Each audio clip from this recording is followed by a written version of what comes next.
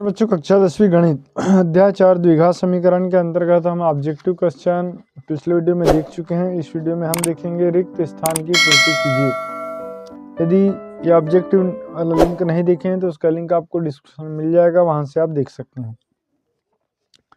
ठीक है, रिक्त स्थान की पूर्ति कीजिए। एक समीकरण px बराबर 0 जहाँ px घात 2 का बहुपद हो तो खालिस्तान समीकरण कहलाती है। तो इसको बोलते हैं द्विघात समीकरण। ठीक है, द्विघात समीकरण बोला जाता है। फिर किसी द्विघात समीकरण के अधिकतम खालिस्तान मूल होते हैं तो अधिकतम 2 मूल होते हैं। फिर समीकरण x ऋण 3 और x धन 4 के मूल खालिस्तान है। तो देखिए इसका मान हो जाएगा धन 3 और इसका मान हो जाएगा ऋण 4। तो मूल धन 3 और ऋण 4 है। फिर यदि किसी द्विघात समीकरण के मूल वास्तविक और समान हो तो उस समीकरण के व्युत्कर का मान होता है। देखिए मूल वास्तविक है और समान है, व्युत्कर का मान 0 होता है। ठीक है, इसके बाद है द्विघात समीकरण एक्स स्क्वायर धन बी एक्स धन सी बराबर 0 के व्युत्कर का सूत्र है डी बराबर बी स्क्वायर माइनस 4ac। फिर द्विघात समीकरण से मूल ज्ञात करने का सूत्र प्राचीन भारतीय गणितज्ञ खालिस्तान ने दिया। ये जो है श्रीधराचार्य ने दिया। ठीक है, श्रीधराचार्य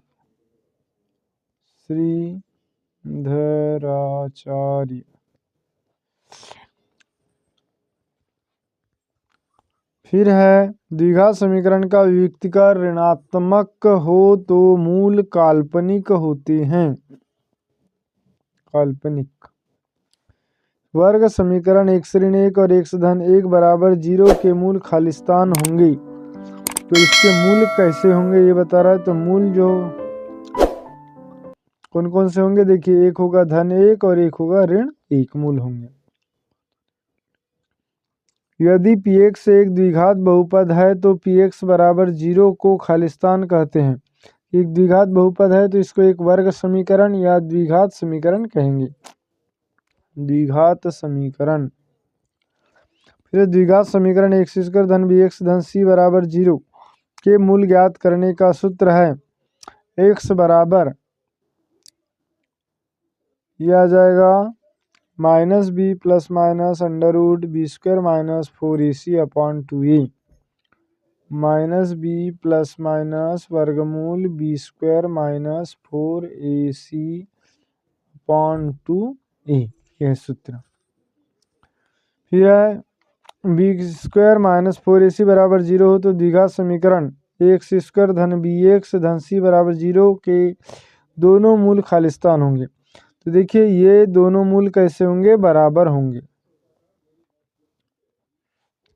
द्विघात समीकरण एक्स स्क्वायर धन एक्स ऋण 1 बराबर 0 के मूलों की प्रकृति खालिस्तान होगी।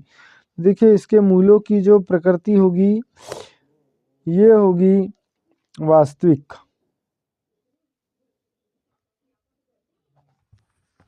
तो इस तरीके से आपके खालिस्तान कंप्लीट होते हैं। यदि वीडियो अच्छा लगे तो प्लीज़ लाइक कर दें, चैनल को सब्सक्राइब करें और वीडियो को लाइक एंड सब्सक्राइब जरूर करें। इसके बाद सही जोड़ी देख लेते हैं। प्रश्न क्रमांक 3 सही जोड़ी। तो प्रश्न क्रमांक 3 सही जोड़ी के अंतर्गत यदि किसी द्विघात समीकरण का व्युत्कर d बड़ा है बराबर है 0 तो मूल कैसे होंगे, वास्तविक होंगे। तो इसका आ जाएगा मूल वास्तविक तथा भिन्न होंगे। फिर यदि एक्स स्क्वायर धन बी एक्स धन सी बराबर 0 के मूल समान हो तो व्युत्कर का मान क्या होता है, 0 होता है। तो बी स्क्वायर माइनस 4ac बराबर 0। फिर द्विघात समीकरण एक्स स्क्वायर ऋण 1 बराबर 0 के मूल होंगे धन ऋण 1 होंगे ये। फिर द्विघात समीकरण x इंटू एक्स माइनस 3 बराबर 0 के मूल होंगे तो 0 और धन 3 होंगे। ठीक है ये। फिर है द्विघात समीकरण x ऋण 3 का वर्ग बराबर 0 के मूल होंगे धन 3 होंगे। तो इस तरीके से सही जोड़ी आपकी कंप्लीट होती है। इसके बाद हम देख लेते हैं एक वाक्य या एक शब्द में उत्तर दीजिए। देखिए पहला क्वेश्चन हमारे पास दिया है समीकरण एक्स स्क्वायर धन बी एक्स धन सी बराबर 0 में मान बी स्क्वायर माइनस 4ac क्या कहलाता है। तो ये जो कहलाता है विविक्त कर कहलाता है। ठीक है, फिर यदि किसी द्विघात समीकरण के मूल वास्तविक एवं समान हो तो उस समीकरण के युक्तिकर का मान कितना होगा? तो उस समीकरण के युक्तिकर का मान 0 होता है। यदि किसी द्विघात समीकरण के युक्तिकर का मान ऋणात्मक हो तो उस समीकरण के मूलों की प्रकृति कैसी होगी? तो ये काल्पनिक होते हैं। फिर यदि किसी द्विघात समीकरण के युक्तिकर का मान धनात्मक हो तो उस समीकरण के मूलों की प्रकृति कैसी होगी? तो धनात्मक यदि है तो इसके मूल जो है वास्तविक होते हैं। फिर द्विघात समीकरण का मानक रूप लिखिए। तो द्विघात समीकरण का मानक रूप x² धन bx धन c बराबर 0 होता है। और अगला है द्विघात समीकरण x² धन bx धन c बराबर 0 के युक्तिकर का सूत्र लिखिए। इसके युक्तिकर का सूत्र होगा d बराबर b² माइनस 4ac।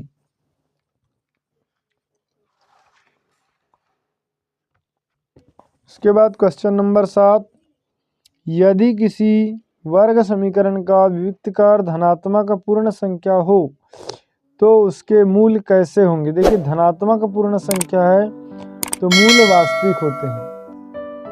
यहाँ आ जाएगा वास्तविक। वर्ग समीकरण x² धन 4x धन 2 बराबर 0 के मूलों का योगफल होगा। ठीक है, मूलों के योगफल का सूत्र जो होगा ये होता है -b/a। यहाँ पर b का मान 4 है और a का मान 1 है तो ऋण 4/1 बराबर ऋण 4। उत्तर हो जाएगा इसका ऋण 4। फिर है वर्ग समीकरण 2x² धन 4x धन 6 बराबर 0 के मूलों का गुणनफल। तो गुणनफल होता है c/a। देखिए इसमें c का मान है 6 और a का मान है 2 तो 6/2 तो 2 तिया 6 तो मूलों का जो गुणनफल होगा ये 3 होगा। फिर है समीकरण में जिसमें चर की अधिकतम घात 2 हो वह कौन सा समीकरण होता है? तो ये वर्ग समीकरण या द्विघात समीकरण होता है।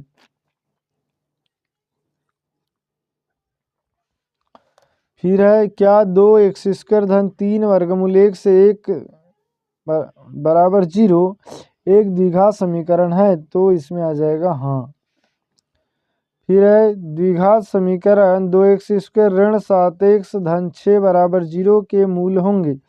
अब इसके मूल का पता करना है तो इसको गुणनखंड विधि से हल करना पड़ेगा। तो देखिए इसको इस तरीके से हल कर देंगे 2x² ऋण 7x धन 6 बराबर 0। यहाँ पर 6 दूनी 12 होगा तो ये आ जाएगा 2x² ऋण 3x धन ऋण 4x धन 6 बराबर 0। इन दोनों में से x कॉमन निकाल देंगे तो यहाँ बचेगा 2x ऋण 3 ऋण इन दोनों में से 2 कॉमन निकालेंगे तो यहाँ बचेगा 2x ऋण 3 बराबर 0। ये हो जाएगा 2x ऋण 3 बराबर 0 या और दूसरे कोष्टक में x ऋण 2 बराबर 0। तो ये आ जाएगा x का मान 3/2 और इसमें आ जाएगा x का मान 2। तो मूल हो जाएंगे 3/2 और 2। तो इसके मूल होंगे 3/2 और 2।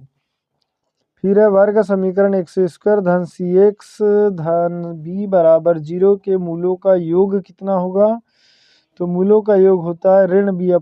b के स्थान पे c है यहाँ तो ऋण c/1 बराबर ऋण c। ये आएगा उत्तर। ठीक है फ्रेंड, तो ये हुई कंप्लीट आपके एक वाक्य में उत्तर। इसके बाद है हमारे पास सत्य असत्य लिखिए। ठीक है, सत्य असत्य देख लेते हैं। पहला क्वेश्चन है एक द्विघात समीकरण के 2 से अधिक मूल हो सकते हैं तो ये असत्य होगा। वर्ग समीकरण x1 बराबर 0 के मूल 0 और ऋण 1 होंगे तो ये भी असत्य होगा। 0 और धन 1 होंगे। फिर x² ऋण 4x धन 4 बराबर 0 के मूल समान होते हैं तो ये हो जाएगा बिल्कुल सत्य। फिर x धन b बराबर 0 एक द्विघाती समीकरण है तो ये असत्य क्योंकि रैखिक समीकरण है। वर्ग समीकरण में चर की अधिकतम घात कुछ भी हो सकती है, ये भी असत्य क्योंकि वर्ग समीकरण में चर की अधिकतम घात 2 होती है। फिर x² धन 1 बराबर 0 में x के मान 0 और 1 होंगे तो ये भी असत्य। जब वर्ग समीकरण के दोनों मूल समान हो तब वियुक्तिकर d बराबर 0 होता है, तो ये सत्य। फिर आ जाएगा वर्ग समीकरण 2x² धन 4x धन 6 बराबर 0 के मूलों का योगफल 2 होगा। देखिए मूलों का योगफल होता है ऋण b/a, तो 4/2 मतलब ऋण 2 आएगा उत्तर, तो ये असत्य है। इसका सही उत्तर ऋण 2 होगा। फिर वर्ग समीकरण x² धन bx धन c बराबर 0 की सूत्र विधि गणितज्ञ पाइथागोरस द्वारा दी गई है, तो ये भी असत्य है। इसके बाद नेक्स्ट देखते हैं। अगला दिया है 10वां क्वेश्चन, वर्ग समीकरण के अनेक हल होते हैं, तो ये भी असत्य होते हैं। वर्ग समीकरण के केवल 2 हल होते हैं। फिर है जब d बड़ा है बराबर है 0 तो वर्ग समीकरण के मूल वास्तविक होते हैं, तो ये सत्य है। ठीक है फ्रेंड्स, वीडियो अच्छा लगे तो इसे लाइक कर दे और शेष वीडियो देखने के लिए नीचे दिए गए लिंक पर क्लिक करें। Thanks for watching.